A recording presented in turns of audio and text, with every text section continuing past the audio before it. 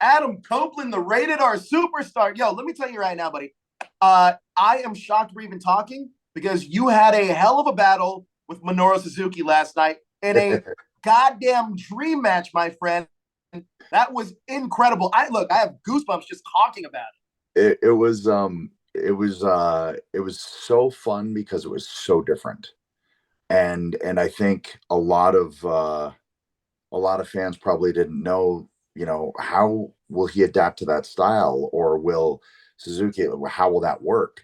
But I've always tried to be the type of performer in wrestling that can adapt to whatever style I have to work with. If it's, the Big Show, whether it's Dante Martin, now it's Suzuki. I find that really fun because it's a cool challenge. Honestly, it's like, I guess in terms of like acting, it'd be like, okay, action movie, drama, period piece. Like, I'd like to be able to try it all.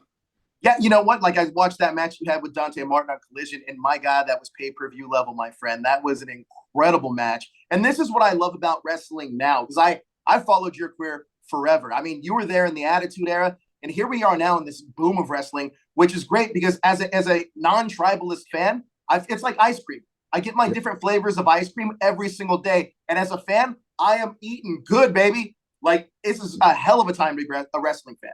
Yeah, I mean, I've always been that way too. Like growing up, I didn't like, I watched WWF because it was on the channels that were in my area, and NWA wasn't. But I was dying to see some NWA.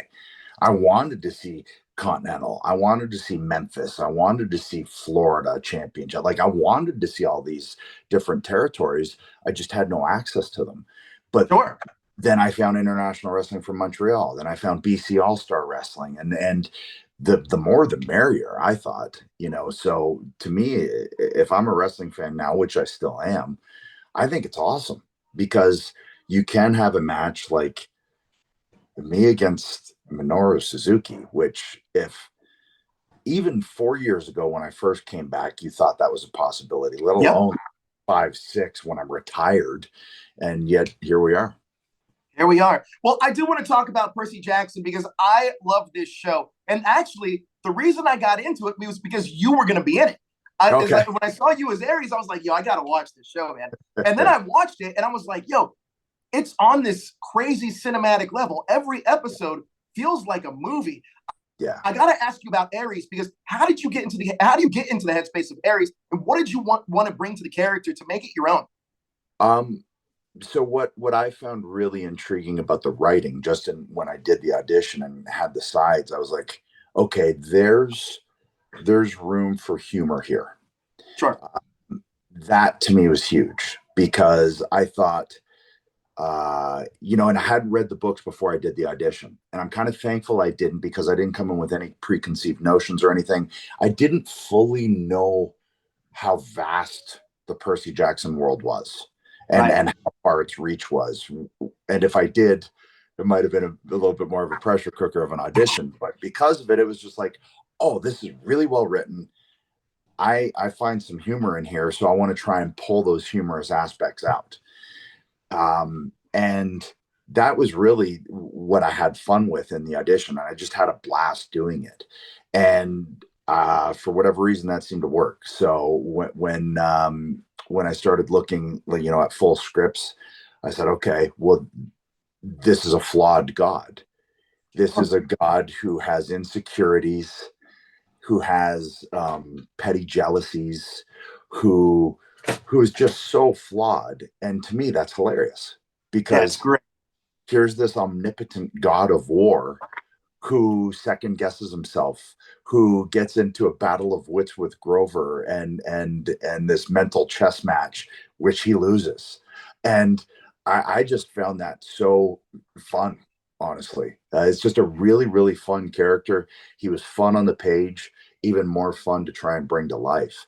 Um, so that was really compelling to me. It wasn't just one note. It wasn't just big angry God of War. That's there, and I could dip into my wrestling bag for that.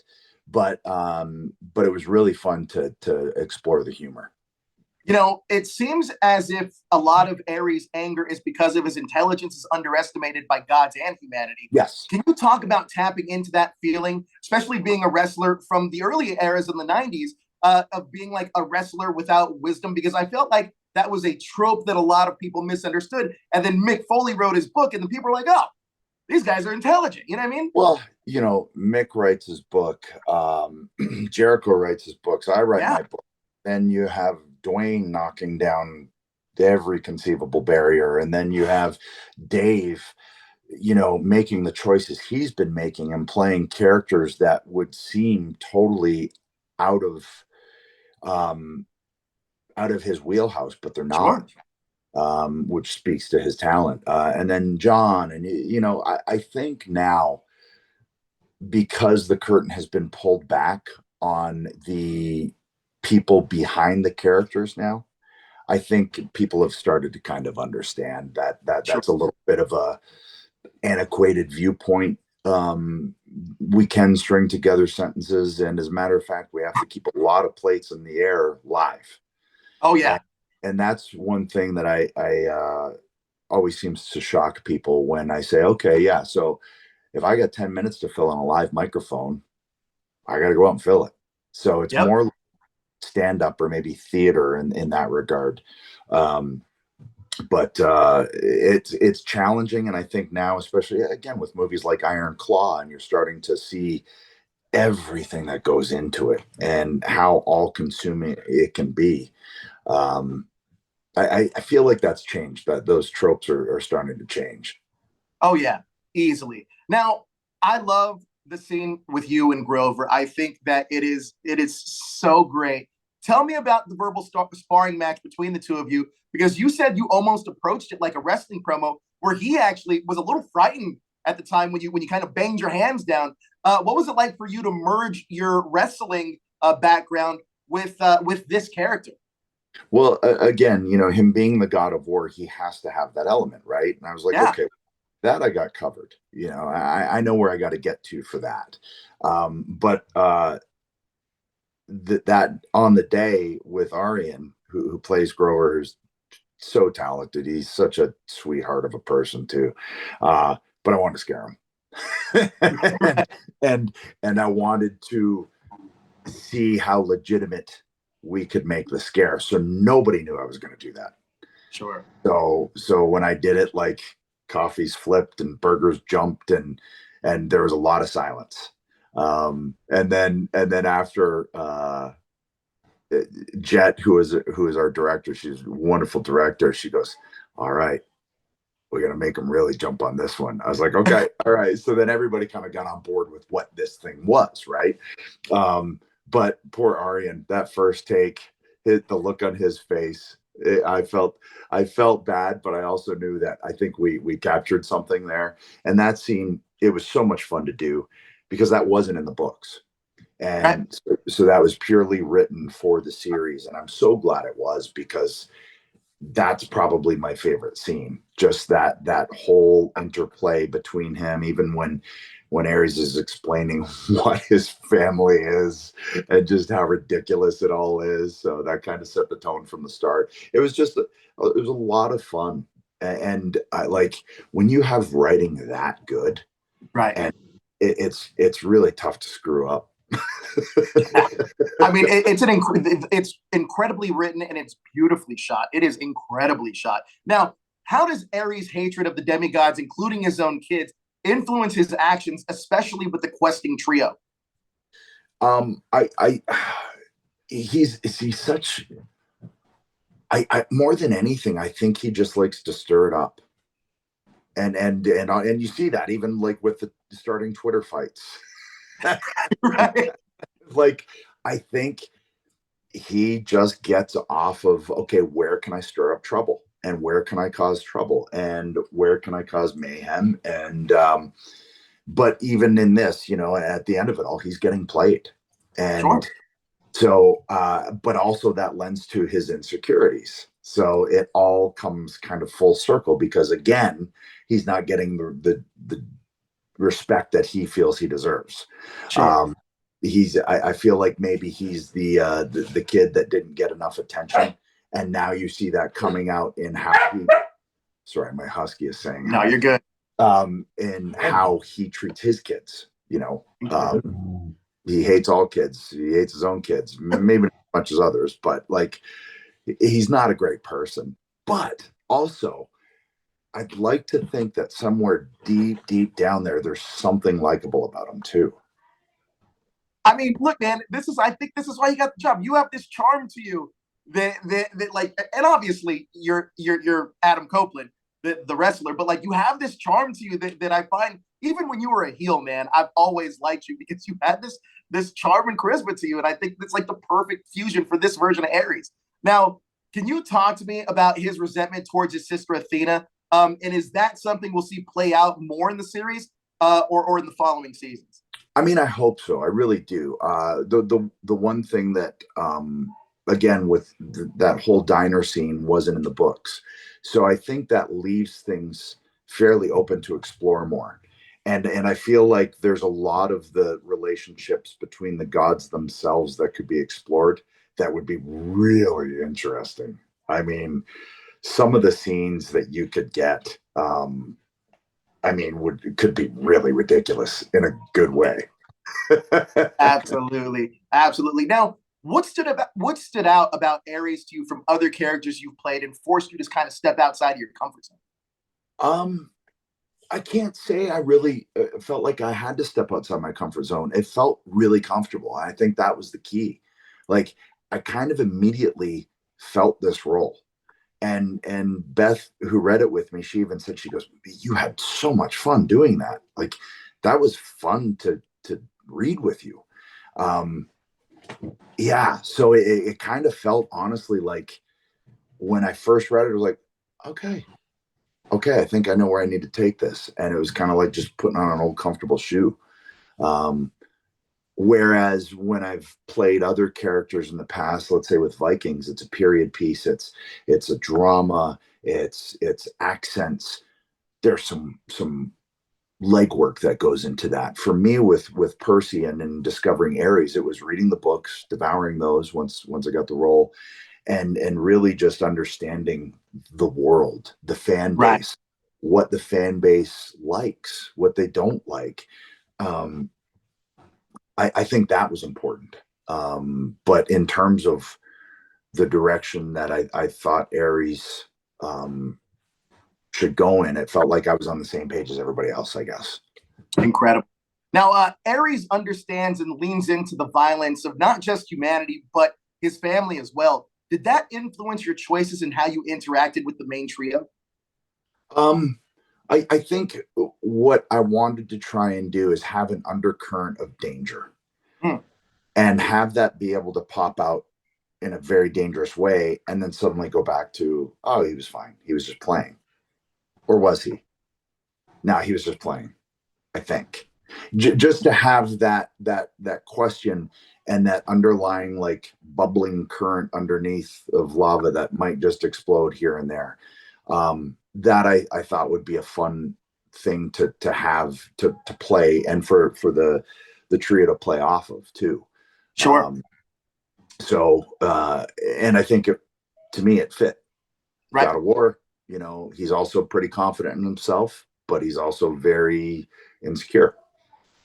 Now, when Percy Jackson gets its second season, is there anything you'd like to explore with Aries that you weren't able to dig into with the first season? I think it'd be fun to explore the relationship with Clarice. Ah, I think that would be very cool. And just to see how that works when they're together. sure. Like, how is that dynamic? Um, I think all of those dynamics is fascinating. Like to finally see Percy and Poseidon is going to be just like cool. And I think there's a lot of legs and there's a lot of different possibilities that weren't in the books that you could explore, uh, or you could just go straight the way the books are, and it's going to be amazing, because the Yeah. books are great. So you really can't go wrong. But if I'm just looking at it from the Aries perspective, those would be fun directions that I think would be fun to explore. Look, now I'm a huge wrestling fan. I fell in love with wrestling since WrestleMania 5, and I devour wrestling. I'm talking all types of wrestling. Yeah. So uh, you've worked with so many great wrestlers and superstars throughout your career. If I were to name some of these gods, could we play a little word association on who you think Okay. some of these gods would be personality wise based on some of the personalities you've met in wrestling? We're going to start with Zeus. Ooh,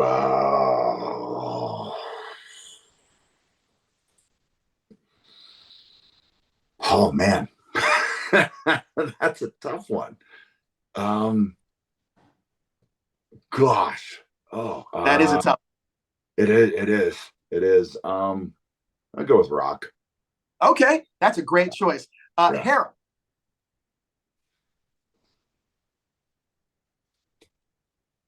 Oh man. Oh,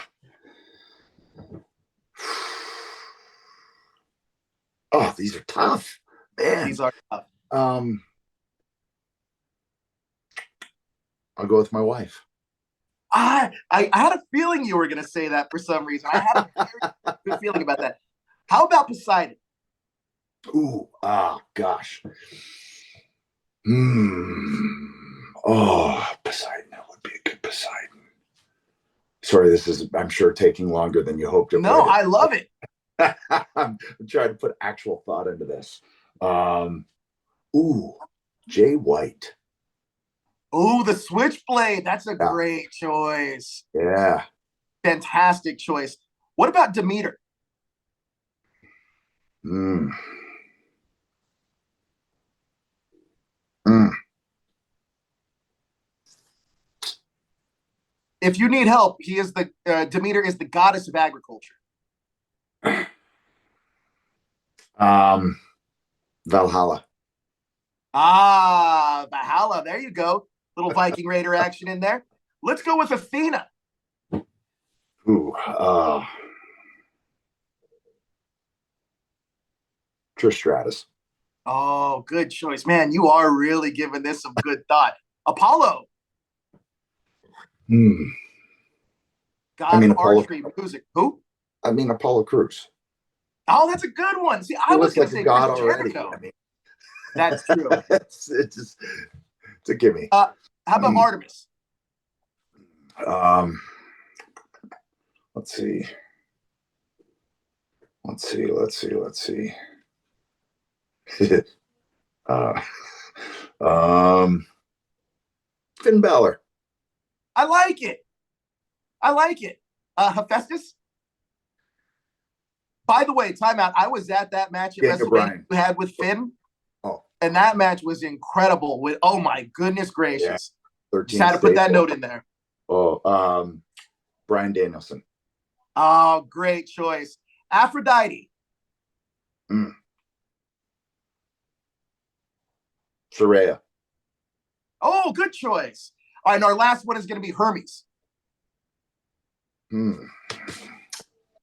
Gosh, maybe Balor would have been good for him. Yeah, I feel like I would say probably Rey Mysterio, but I'm not sure. Ray could be good. Oh, um, maybe El Vikingo. Oh, El Vikingo. Oh, he El There we go. Vikingo. Thank Yes. you. Everything's Viking to me. Yeah, that's incredible. Look, Adam, thank you so much for your time, man. Thank you for taking the time out of your day. I really appreciate it. I am a huge fan of yours. You are amazing. You're incredible. Thank you for all you do in the wrestling world, in the acting world. And honestly, man, just as a wrestling fan, thank you for giving us these fresh new matchups. Because literally, Minoru Suzuki and Adam Copeland, I would have never thought was going to happen. You guys started off strong. I'm gonna cook up as many as I can to just keep people guessing and also at the end of the day have fun, you know. Yes, look, Myself. I am here for the Cope Open. I like to call it the Copen, but I am here for it, man. I know. love I heard there's a lot of debate. I'm trying to get Cope as a thing, so that's why I went with Cope Open. All right, we're gonna make that a thing then. The Cope Open. We're gonna make Cope a thing because every single matchup I swear to you, this Cope Open. You've been putting on these pay-per-view quality matches every single week, and man, This is prime Adam Copeland. So thank you so much for everything you do. Thanks, man. Every time you step in that ring, sir. Thanks for enjoying. I appreciate that. Huge fan. So look, man, I'd love to talk to you again when we get to season 2. Man, I'd love to do this again. Thanks, Adam. Thank you. Appreciate it.